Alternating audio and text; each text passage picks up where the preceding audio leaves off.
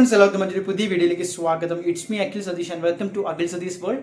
ഏറ്റവും പുതിയ വിദ്യാഭ്യാസ വാർത്തകൾക്ക് അറിയിപ്പുകൾക്ക് ഒക്കെ ആയിട്ട് ചാനൽ സബ്സ്ക്രൈബ് ചെയ്യുന്നതിനോടൊപ്പം ഞങ്ങളുടെ സ്റ്റുഡൻറ് കമ്മ്യൂണിറ്റി ഇൻസ്റ്റാഗ്രാമിൽ തുടങ്ങിയിട്ടുണ്ട്.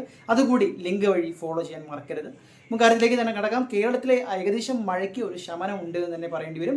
നിലവിലെ അറിയിപ്പുകൾ അനുസരിച്ച് 2 ജില്ലകൾക്ക്, അതായത് കാസർഗോഡ്, കണ്ണൂർ ജില്ലകൾക്കാണ് ഓറഞ്ച് അലർട്ട്, അതിശക്തമായിട്ടുള്ള മഴയ്ക്ക് സാധ്യതയുള്ളത്. ബാക്കിയെല്ലാം യെല്ലോ അലർട്ടും ഗ്രീൻ അലർട്ടും ഒക്കെയാണ്. നമുക്ക് ആശ്വസിക്കാൻ വകയുണ്ട്. എന്തായാലും വിദ്യാഭ്യാസ മേഖലയിൽ പുതിയ ഒരു അവധി അറിയിപ്പ് കൂടി ജില്ലാ കളക്ടർ കൊണ്ടുവന്നിരിക്കുകയാണ്, പ്രഖ്യാപിച്ചിരിക്കുകയാണ്.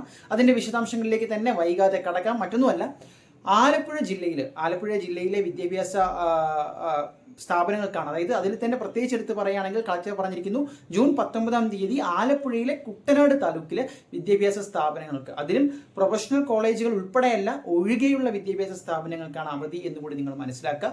വെള്ളക്കെട്ടുകൾ നിലനിൽക്കുന്ന ഈ ഒരു സാഹചര്യത്തിലാണ് ഇത്തരം ഒരു നടപടി. അതോടൊപ്പം മുൻ നിശ്ചയിച്ച പരീക്ഷകൾക്ക് മാറ്റവും ഇല്ല.